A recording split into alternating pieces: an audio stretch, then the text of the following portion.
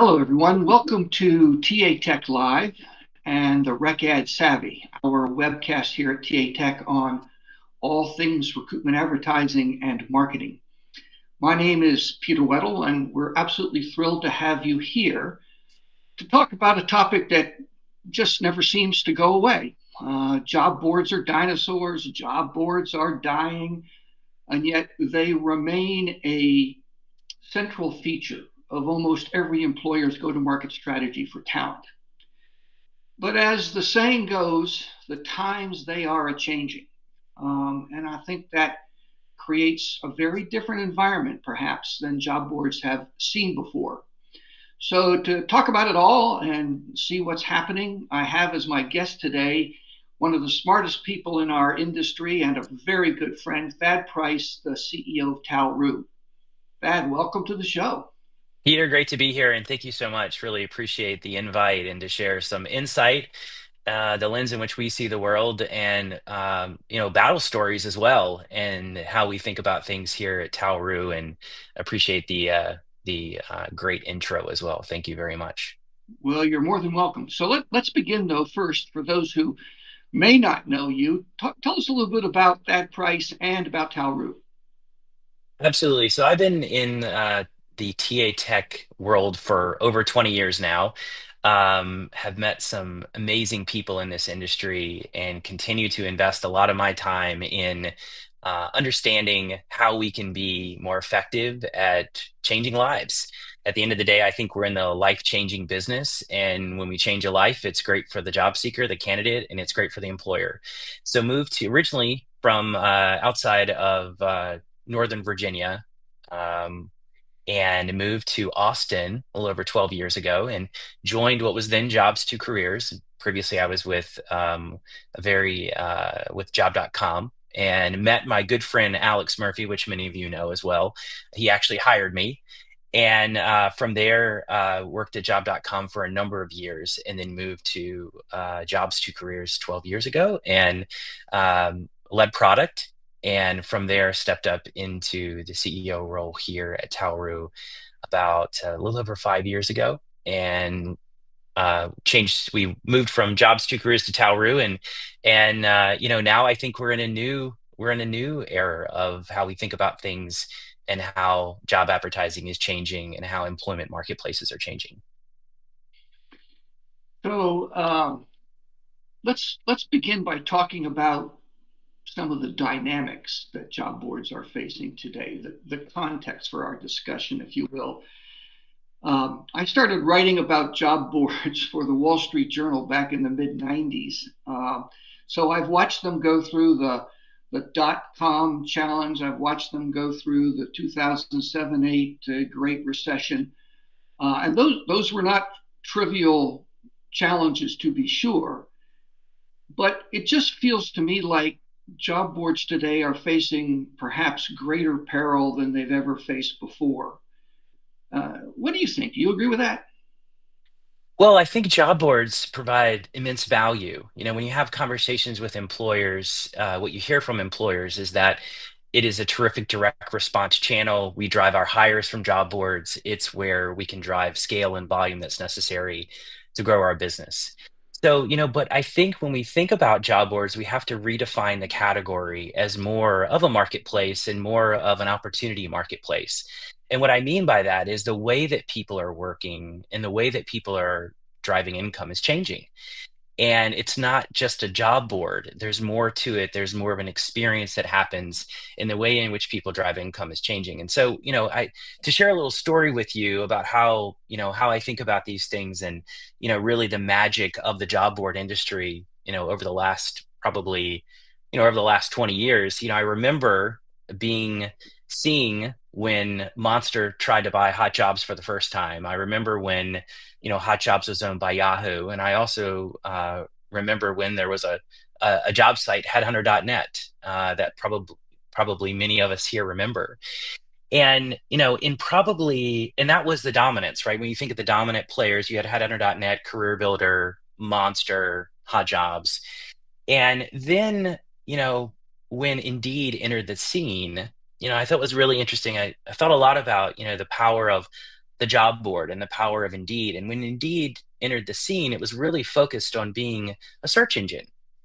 And I remember attending a search engine strategies conference in New York, probably 2000, maybe 2006, 2007. And there were basically a number of leaders here, at this conference, the Search Engine Strategies Conference, and they were from different niche industries. And it wasn't specific to jobs. It was specific to how do you succeed in a world that's powered by Google? And what value do you bring? Because at the end of the day, you're competing with Google, you're competing with share of search, whatever industry you're in, right? Whether you're in food or health or jobs, you're still competing with an all powerful search engine, which is Google. And so it was really interesting, right? They had the founder and CEO of Seamless on this track, on this panel. And, Seamless is now Grubhub, and they asked, "Hey, how do you succeed? How do you think about aggregating menus and food?"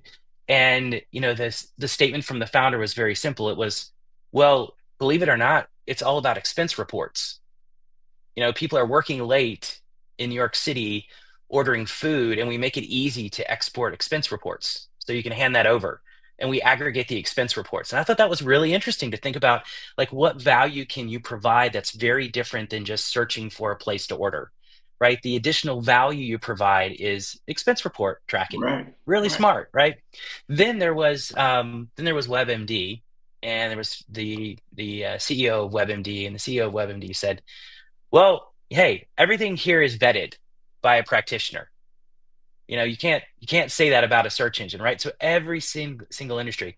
And then Paul, one of the co-founders of Indeed, was on this panel, and Paul was like, "Job searching's hard. It's a data normalization problem. There are a lot of ways in which people search, and traditional search engines really don't understand it. We have to understand all the things that are different about jobs. It's not just a query, right? There's a journey. There are interesting attributes on a job that you typically won't find just searching." And so, here at Indeed, it's all about the search, and it's all about ensuring that we're providing that layer of focus. And so the reason why I say all this is that if you look at a job board, starts as a search engine. There's a experience that happens that moves it into more of a marketplace, more of a platform. And then there's something else, right? And that something else is one of these experiences, I think, that is more of what we're seeing from some of the leaders in the space, that is more going beyond the act of finding a job and more into collapsing the entire experience in the future and having more of a marketplace experience, which is akin to Uber or is akin to Amazon or any of these great marketplaces that exist today, where it is more than just a search, I find a job, I apply experience. And I think that's what we will see. So when we think about the job board of today, I think the threat that we have is thinking that the job board of today is going to be just a search engine, right? The job board that will succeed will be essentially creating a more interesting experience, a personalized experience, making it easier for job seekers, using that data to be more mindful of the journey of the candidate, and ensuring that you're connecting the dots and you're focused on driving hires, and not only driving hires, but ensure that the hires that you drive, employers are retaining. And I think at the end of the day, that's where we see the all-powerful job board moving into more of an opportunity marketplace. And so I would say to you, when you think long term about a job board, I think we redefine this as an opportunity marketplace. And there are many ways that people work today, and they are constantly changing. But at the end of the day, we're an engine for opportunity. And our goal is to ensure that we're building products that help employers succeed and help candidates succeed. And work is defined by the individual, not defined by an industry.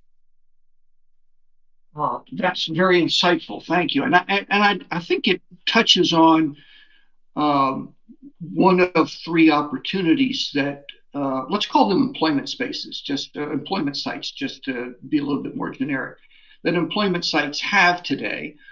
One, of course, is to change their functionality. You just talked about changing your suite of products and services. The alternative is to change your business model, or I guess the third would be a combination of the two. We're going to have the CEO of the largest job board in Turkey speak at TA Tech North America coming up in June. And he's done the latter approach. He's transformed his job board into a vertically integrated employment resource center for companies. And they handle everything from the traditional sourcing that you get from recruitment advertising down through onboarding. And they've done that by offering products that they've built in house and products that they've partnered with other organizations. But the whole business model is to be, I hate this phrase, but an end-to-end employment services kind of company. Uh, how does that approach strike you? Do you think that? I mean, I know that we're going to talk about Talroo in just a couple of minutes, and you envision yourself as a marketplace. But what about a change in business model? I think everything's up in the air at this point when we think about how to be more effective for employers. I think, when you look at traditional business models, we've moved from this idea of, you know, a posting price to a pay per click to now something that is more akin to focusing on a cost per application or a target cost per application.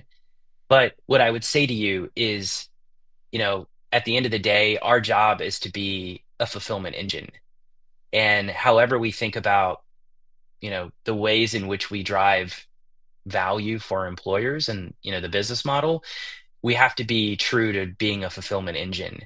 And everything else works out. When you think of, and again, going back, from the move from postings to pay per click into cost per application and how we think about that today, from that standpoint, I think at least on the pricing standpoint, um, you know, I think that it's about being a great fulfillment engine, and then everything else works itself out.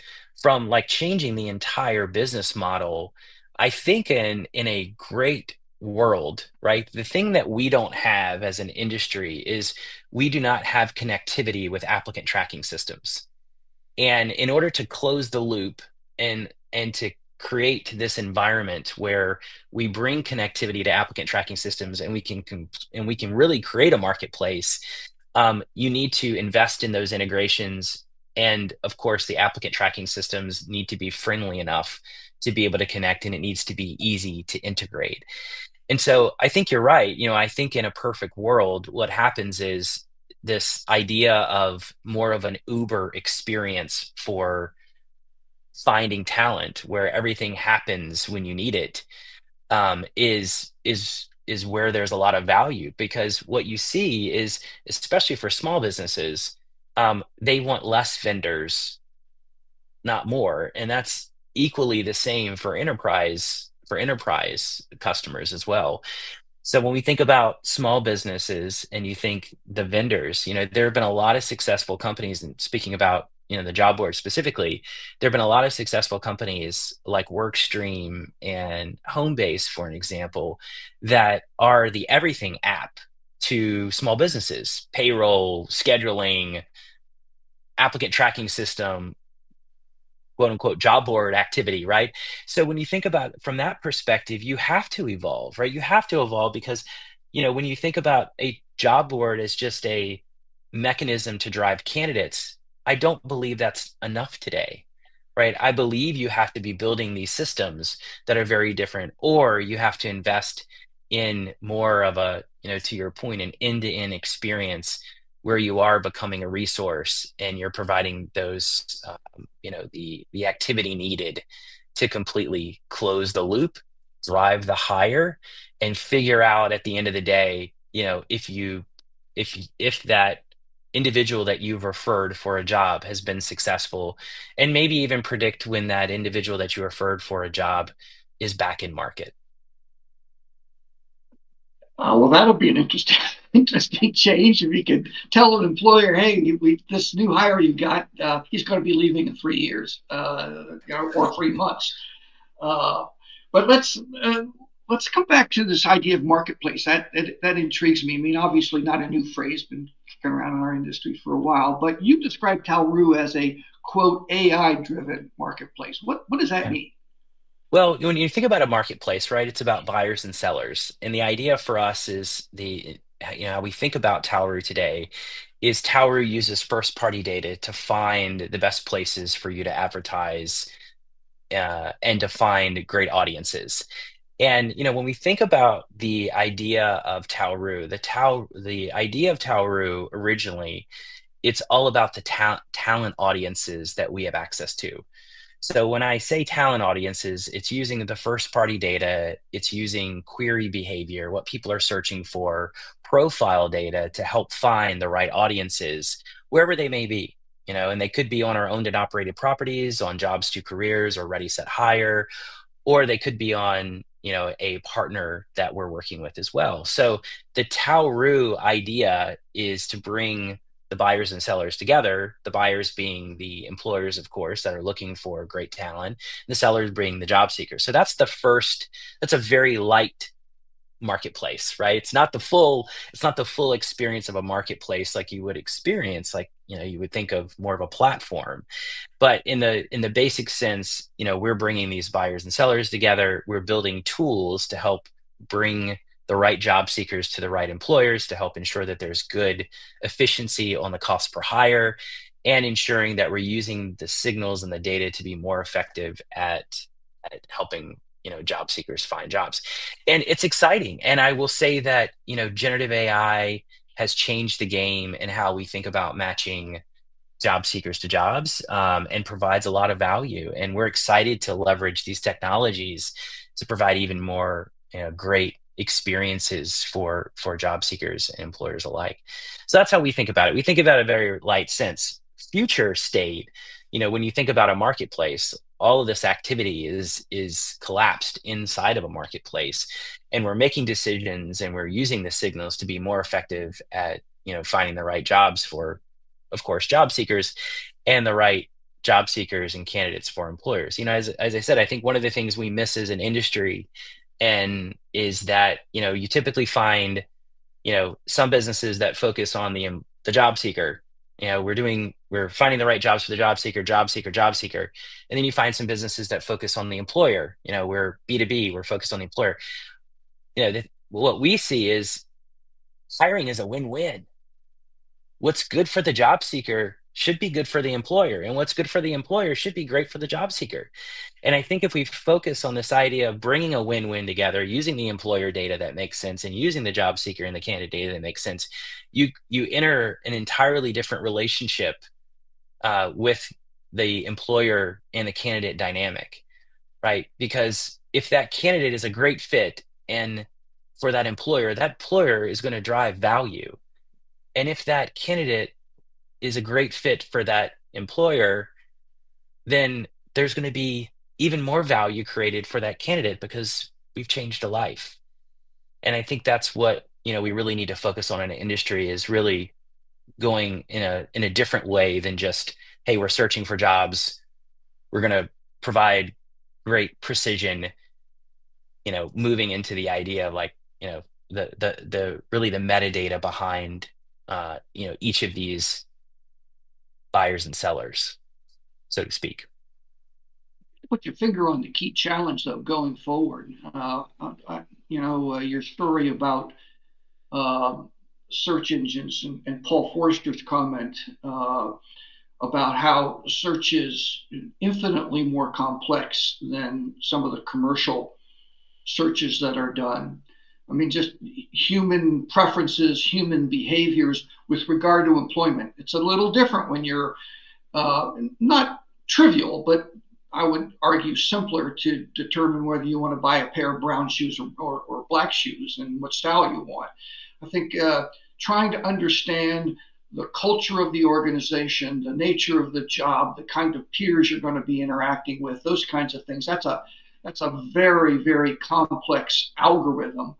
And then you have the human, him or herself, and they have some understanding of what they want to do and their skills and knowledge, but research has shown that there's lots more that people could be doing that they're not even consciously aware of. So it seems to me that the challenge going forward in terms of the credibility of that match that you were talking about between the employer's need for talent and the individual who's looking for an opportunity is going to be based on the fidelity of the data that we have and its ability to adequately describe that complexity. Where do you think we are in that journey in terms of data? I think we're probably at the start, and I think that's probably what's exciting is, to redefine the entire category, differently around this just keyword based, you know, mechanism that it has existed for years. And yes, we're doing resume parsing and we're matching based on resume, but, shouldn't we be solving the problem of, based on the data that I have, can I predict that you'll be, number one, great for the job, number two, happy on the job, and number three, you'll probably stick around a while, right? I think that at the end of the day, these are the things that people want and that people are looking for. And if you can unearth and predict this in a way that's very different in the industry, then I think you create a lot of value, right? And a lot of uniqueness. And so that's how I think you compete in the new world against these other mechanisms, whether it's, AI apply, which I would like to say that there's difference between AI apply and AI spam. That's very different, I believe, and there are different ways to combat that. But that's how I think about it, and I think we should be really using that data more effectively for the individual. The number one thing that you hear as a job board and as a marketplace provider from job seekers and candidates is personalization. Yeah. They want to feel that you've built a product that's designed around their needs.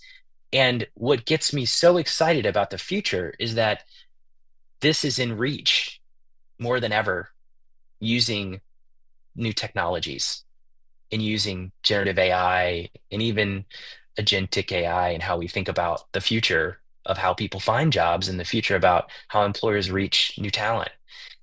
And I think that is, the next generation and how we think about, you know, our business and the broader industry long term.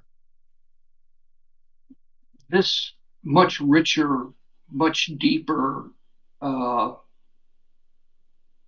portfolio of data about individuals, it seems to me, raises another issue that we don't talk about very much in the industry, and that is our data protection protocols. Barely a day goes by when some major consumer organization isn't revealing some sort of hack that's revealed these data. And it's bad enough when they're revealing social security numbers and other kinds of things. But the kind of data that we're talking about, really the heart and soul of individuals, it seems to me is even more potentially harmful. Where do you think we are in terms of data protection protocols? Well, that's loaded. I have no idea. That's a great question, Peter. I think that, I would say that in a world where LinkedIn is so, dominant and, has probably really defined the living resume.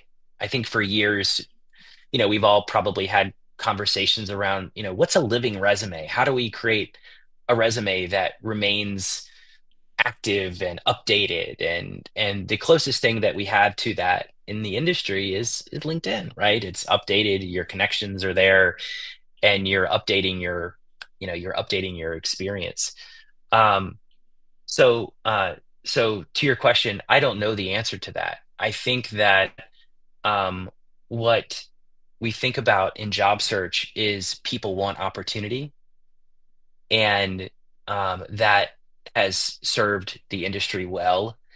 And in many cases, people, recruiters, sourcers, they're looking to find people that, aren't necessarily in market, but they're looking for people that have the skills and certifications necessary. And I think the paradox here is, to your point, how do you do this in a world where data privacy is so important, but yet, we want people to be open and we want people to connect with people, um, so that they can actually land and find their next big opportunity. And so I don't have a great answer for that. One more challenge for the industry. Yeah. One more Well, challenge. and another challenge that, of course, we've all talked about to some extent is job seeker, AI-based job seeker tools, whether we're talking about application bots or we're talking about interview coaches, whatever the case may be. AI has certainly put more tools in the hands of job seekers. And when you hear this topic discussed, you sort of get a bimodal distribution of views. On the one hand, you get people saying these tools, particularly application bots, deliver so many unqualified applicants as to make online recruitment advertising worthless at this point. On the other hand, you get people who say, you know what, some of these bots are so sophisticated, they actually help job seekers find opportunities they wouldn't otherwise think about, and therefore you get better results from your recruitment advertising. Where do you think we are with regard to these tools? Well, I would say that we have a good debate here internally around, what we refer to as a respectful apply. And, how do we define a respectful apply? And a respectful apply is someone that has, is qualified, done a little research in the company, and has said, hey, I'm going to apply for this job. And yeah, I want it to be easy. I want to use my resume that maybe I have already provided in the past. I want to answer a few questions, but I still know what I'm getting into. And so I think that how we think about it is it's easy to say, hey, all AI is spam. And I think that's the wrong way to approach it. I think the right way to approach it is to really think about it as a journey and think about as this idea of, hey, there are great candidates that are using AI tools, which by the way, you probably want to hire because they're using AI tools, and that probably shows that they're, more innovative in some cases. But when it comes to the idea of spam, that's very different than using AI tools, being more efficient, being more productive, and applying for a job and researching, the best way to apply for a job and then, applying. That's very different than, spamming your resume, I believe, and applying for jobs you're not a great fit for. That's where we draw the line in the sand. And so I would probably redefine it as instead of this idea of like AI apply versus easy apply versus, direct to the ATS, I would probably redefine it as what's a respectful apply? Someone that has researched the company, is qualified, is interested.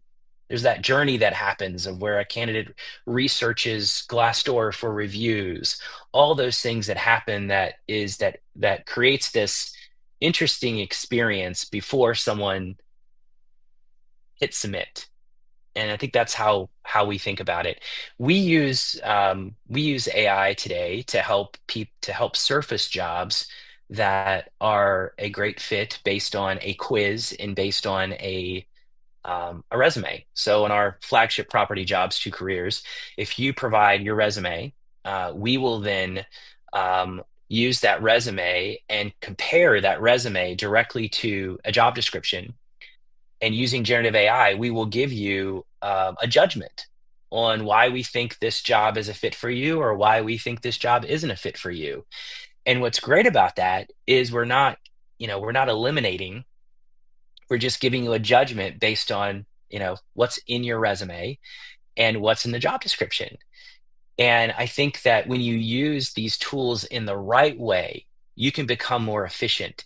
And I think that's the message here for anyone using AI tools is we all want to use AI tools to be more efficient. And there's a difference between being, efficient and being, you know, um, what's the right word? Being efficient and and spam. Maybe there's a better word for that. I don't know. I'm sure there's a better phrase for that. Peter, you probably have one. But I think, efficiency is a good thing. But I think, spam, of course, is not. So let me test an idea on you. I have uh, long believed and have actually written books about the ultimate position. We used to talk about active job seekers and passive job seekers. And by far and away, the largest cohort is the passive job seeker population. But we know that in that larger segment, there are many, many people who, for whatever reason, they're stuck in their career, but don't feel like they want to take the risk of looking for a job, or they're lazy or whatever. They really aren't considered active. But agentic AI would give the opportunity for them to always be on the lookout for an opportunity. Or conversely, an employment site could offer an agentic AI service, as you said earlier. I mean, individuals have a huge amount of data online already, whether it's just their LinkedIn profile or their social media behaviors and interests and so forth. Excuse me. So that the individual could be in the marketplace almost continuously, and this agentic AI feature could act as the agent that professional athletes have, always looking for the next better Yeah, opportunity for them. And I love think, that idea. yeah, I think employment sites could really do well to offer that kind of service for today's population, because if you look at the data, we're at almost 100% employment. I mean, 4% and change unemployment. The magic number historically has been that 4% is full employment. So uh, we're going to have to be better at helping people help themselves, if you will, and maybe agentic AI is a way to do that. Totally Well, agree. I unfortunately, think, yeah, I totally oh, agree, please go Peter. And I ahead. think you totally agree with that statement. I think that, but we have to solve the data problem, right? We have to understand from a job seeker more than a query, right? We have to understand their profile, what they're looking for, what's in it for them and what's going to make them jump. And I think that's where we see this going is, we're a very, we lack a proactive experience today in job searching, right? If you think about a career, right? A career is all about being proactive. A job search is a very reactive experience. I need to search for a job, right? And so I think the idea is if we can, to your point, understand more about a job seeker, more about a candidate, what they're really looking for to grow their career, maybe even predict what the next step of their career is, of course. And through that prediction, find opportunities that they would be great for. You really kind of create that agent for them and a career coach for them. And I think you're right. I think that's where where there's a lot of opportunity. But first, we have to really solve, the data problem and understand more about what the individuals are working for and move the industry away from this. I'm looking for this type of job, right? It's more about here, I'm Thad. Here's my experience. Here's what I like. Here's what interests me. This is what's going to get me excited about a new opportunity. And once I understand what's going to get me excited about this new opportunity, then with all the technology that's available today, we can solve that. So I think it's restating the problem and providing a very different way to help people really um, achieve what they're looking for, and again be this engine of opportunity, which I think job boards need to be. I think that's a great phrase, and a great way to end our conversation, because unfortunately we are out of time. Um, this has been fascinating, Thad. Thank you very much for sharing your views. I'm sure that our listeners have learned a lot. I certainly have. If folks want to get in touch with you or learn more about Talroo, where should they go? LinkedIn. feel free to connect. Happy to kick around ideas and share with you more about, Talroo and how we think about things here and more about what's interesting. So really appreciate the Great, opportunity. Thanks so much, great. Peter. And thanks to all of you for joining Thad and me today in our discussion. I hope you enjoyed it as much as I did. Our next show coming up in 2 weeks will be with John Thomas at Shaker Recruitment Marketing. We're going to tackle the easy topic of how do you build an authentic, engaging employer brand in an era of cultural clashes? Not easy for anybody. So we'll take a crack at that. But again, thanks very much for being here. Thank you again, Thad. It was a great show.